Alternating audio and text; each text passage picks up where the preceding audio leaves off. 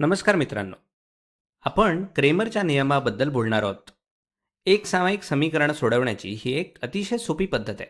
X आणि वायच्या किमती शोधण्यासाठी चलाचा लोप करण्याच्या किंवा किंमत ठेवून सोडवण्याच्या पद्धतीऐवजी या सूत्रात आपण निश्चयांकाचा वापर करतो. एकदा का तुम्हाला ही पद्धत समजली की तुम्ही ही समीकरणे अगदी काही सेकंदात तुमच्या मनातल्या मनात सोडवू शकता. चला तर मग सुरुवात करूया. सर्वात आधी निश्चयक म्हणजे काय हे तुम्हाला माहिती असेलच. आपण हे 4 अंक अशा विशिष्ट मांडणीत लिहितो, ज्याला आपण निश्चयक किंवा डिटर्मिनंट म्हणतो. अंकांची अशी मांडणी करण्याच्या पद्धतीला दिलेलं हे एक नाव आहे. आता पुढे तुम्हाला काय करायचं आहे, तर डावीकडच्या वरच्या अंकाचा उजवीकडच्या खालच्या अंकासोबत गुणाकार करायचा आहे. म्हणजे ए आणि डीचा, आणि त्यानंतर डावीकडच्या खालच्या अंकाचा उजवीकडच्या वरच्या अंकासोबत गुणाकार करायचा आहे, म्हणजेच सी आणि बीचा. आणि त्यानंतर या दोन गुणाकारांची वजाबाकी करायची, म्हणजेच एडी वजा बी सी. आणि यावरूनच तुम्हाला या निश्चयकाची किंमत मिळते. थोडक्यात सांगायचं तर तुम्हाला तिरकस गुणाकार करायचा आहे आणि त्यांची वजाबाकी करायची आहे. आपलं पहिलं समीकरण आहे एक्स अधिक 2y बरोबर ऋण 1. समजायला सोपं जावं म्हणून मी एक्सच्या आधी हा 1 लिहिलेला आहे. आणि आपलं दुसरं समीकरण आहे 2x वजा 3y बरोबर 12. तर इथे a1 हा 1 आहे, b1 हा 2 आहे आणि c1 हा ऋण 1 आहे. पुढे आपल्याकडे a2 आहे 2, b2 आहे 3, नाही सॉरी, b2 आहे ऋण 3 आणि c2 आहे 12. तुम्ही हे नेहमी लक्षात ठेवलं पाहिजे की आपल्याला ax अधिक by बरोबर c या सामान्य रूपाचाच वापर करायचा आहे आणि आपण नेहमी याच पद्धतीने मांडणी करतो. त्यामुळे इथे जर ऋणचिन्ह असेल तर इथे सुद्धा ऋणचिन्ह येईल. आता पुढे आपल्याला 3 वेगवेगळे निश्चयक शोधायचे आहेत, ज्यांना आपण डेल्टा, डेल्टा एक्स आणि डेल्टा वाय म्हणतो. चला एक एक करून पाहूया. सर्वात आधी आपण डेल्टा शोधूया. डेल्टा हा 4 सहगुणकांपासून बनलेला निश्चयक असतो. ते सहगुणक आहेत a1, b1 आणि a2 आणि b2.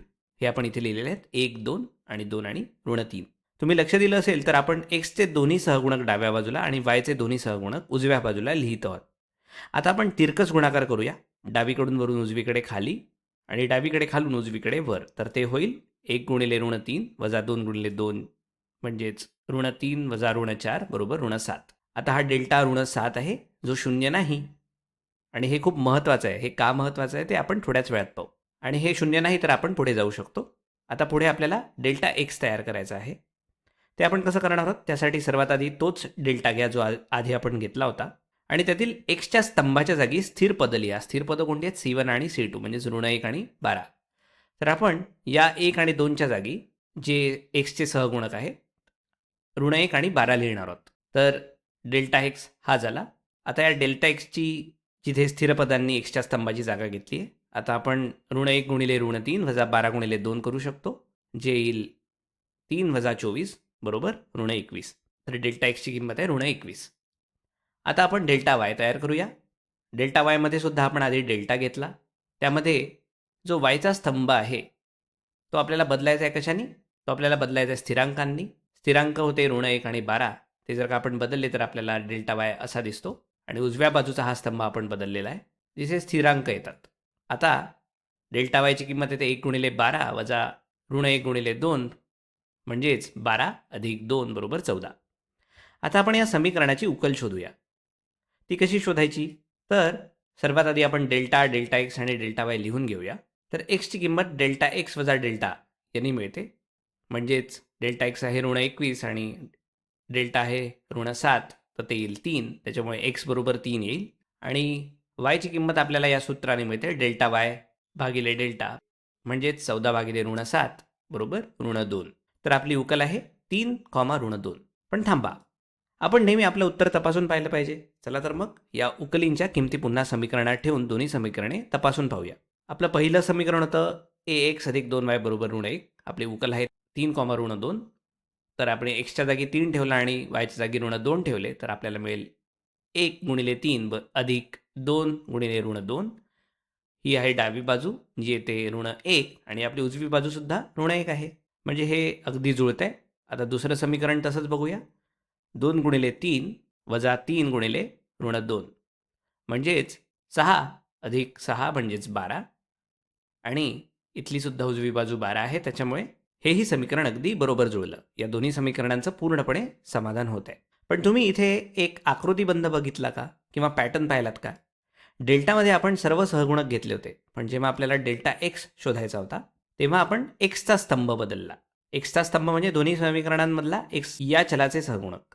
म्हणजेच इथे A1 आणि A2 होता आणि डेल्टा एक्स काढण्यासाठी आपण या दोन्ही एक्सच्या सहगुणकांच्या जागी स्थिर पद लिहिली. त्याचप्रमाणे डेल्टा वाय शोधण्यासाठी आपण वायच्या चलाचे सहगुणक असलेला स्तंभ बदलला. आणि हीच यातली सर्वात रंजक गोष्ट आहे. तुम्हाला ज्या चलाची किंमत हवी असते त्याचा स्तंभ आपण स्थिर पदांनी बदलतो. कोणता स्तंभ बदलायचा हे लक्षात ठेवण्यासाठी ही एक अतिशय उपयुक्त अशी युक्ती आहे. आता शेवटी क्रेमरचा नियम नेमका काय आहे? ही डेल्टा, डेल्टा एक्स आणि डेल्टा वाय असे 3 निश्चयक शोधण्याची एक पद्धत आहे.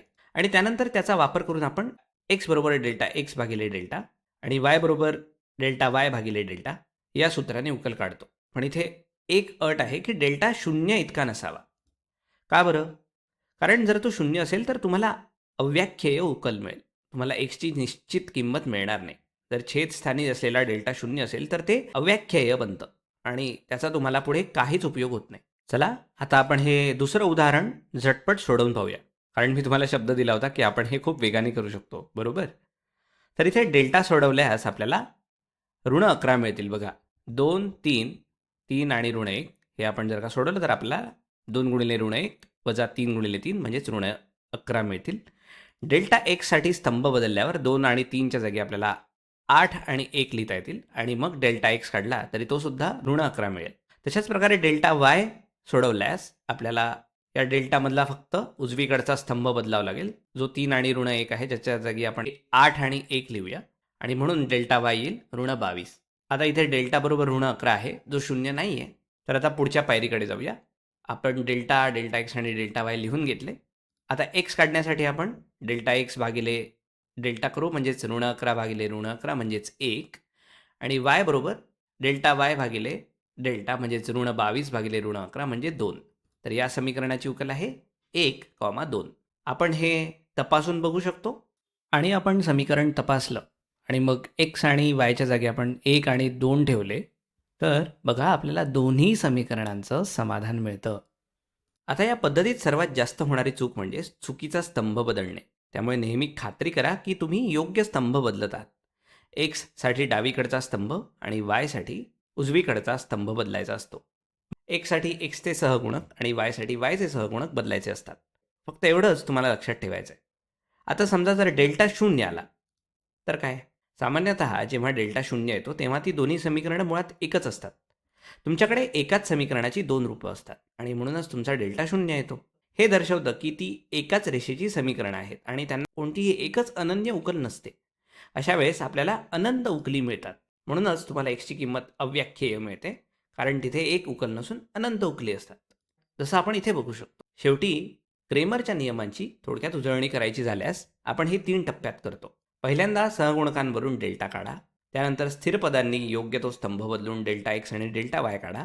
मग एक्स बरोबर डेल्टा एक्स भागिले डेल्टा आणि वाय बरोबर डेल्टा वाय भागिले डेल्टा हे सूत्र वापरा आणि हे नेहमी लक्षात ठेवा की डेल्टा 0 इतका नसावा. आता तुमची वेळ. या 2 समीकरणांना सोडवण्यासाठी डेल्टा, डेल्टा एक्स आणि डेल्टा वायच्या किमती पटापट शोधून काढा बरं. आपण पुढच्या भागात भेटूया.